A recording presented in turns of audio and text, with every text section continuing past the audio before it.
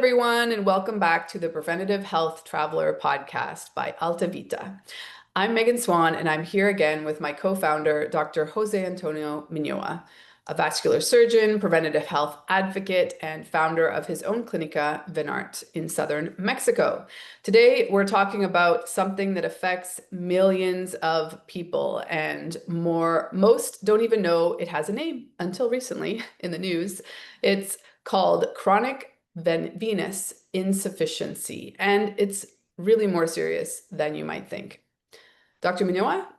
Thank you, Megan. Yeah, chronic venous insufficiency, or called CVI, is a condition where the veins in your legs cannot return blood back to the heart efficiently. The valves inside the veins become weak or damaged, and this causes blood to pool in the lower limbs. It may start with heaviness, swelling, or visible veins, but over time, it can lead to pain, skin discoloration, infections, and even chronic wounds or ulcers in the legs. And that's when it's becoming truly dangerous.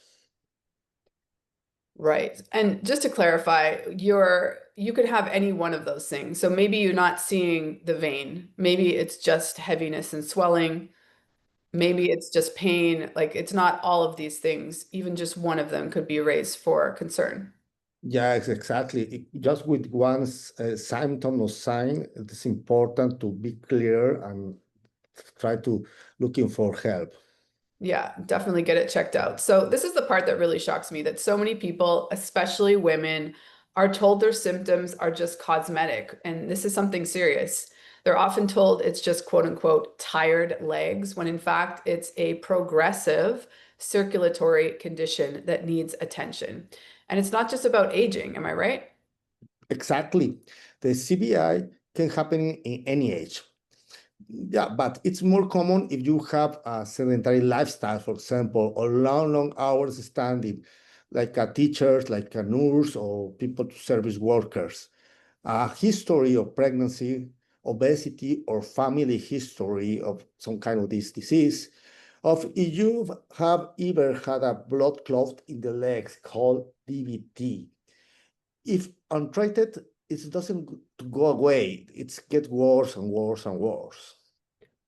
Right. It's progressive. So, Dr. Minoa, why is it such a public health concern?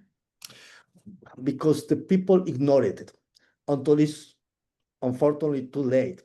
We see patients with open leg ulcers, with infection or clot that could have been prevented. And now we're seeing more young people affected because of desk jobs and lack of movement is more and more frequently daily in our lives. The good news that it is treatable. And with us, we use advanced diagnostic like duplex ultrasound to map the veins. That's very important. Exactly where start the problem. Then we offer non-invasive treatment like endovenous laser, foam sclerotherapy, compression protocols, and guided recovery through movements in an environment, a beautiful environment like Huatulco or San Cristobal de las Casas, Chiapas. It's not just about removing veins, it's about restoring proper circulation and long-term leg health. Yes, and this advanced diagnostic, like the vein health check, is part of all of our retreats at Altavita, so that you are sure that everything's in working order. It's good to have these things checked out just in case, even if you're not in one of these high risk categories. And really, I mean, most of us need to be aware of this. Most of us are traveling, and if you're traveling and especially if you've already had varicose veins or any swelling, you need to be careful. So here are some tips. Here are some things that I personally always do, and we recommend to all of our clients if you're flying for a long time or sitting, so like even a long car ride. Certain things can make it so much worse, and here's what you can do to prevent them. So wear compression socks. You can get these pretty much anywhere, but certainly at a clinic that specializes in vein health. just to be extra careful when you're on a long flight or sedentary or standing for more than 4 hours at a time. In case of a flight or travel, you know, if you can get up and move around every hour. I like to do little toe raises or just kind of activating and like moving the feet, trying to keep the circulation going in the legs, even if you can't get up. Or if you're standing in a lineup to the bathroom or something, take advantage and, you know, keep the veins and our arteries active while you're taking the break from being sedentary. Hydrate.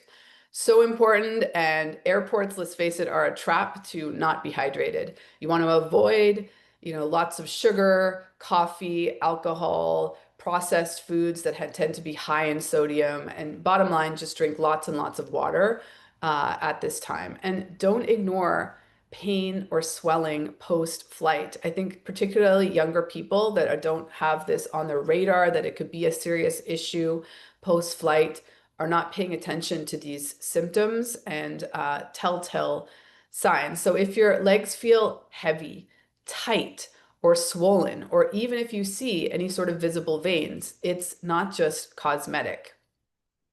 Yeah, it's a signal, and we are here to help. So check out our Total Vein 5D program at Altavita, or schedule a chat. Let's talk about your leg health. You deserve to walk freely without pain or fear. Thanks so much for listening and watching the Preventative Health Traveler podcast. Don't forget to share, subscribe, and take care of your legs.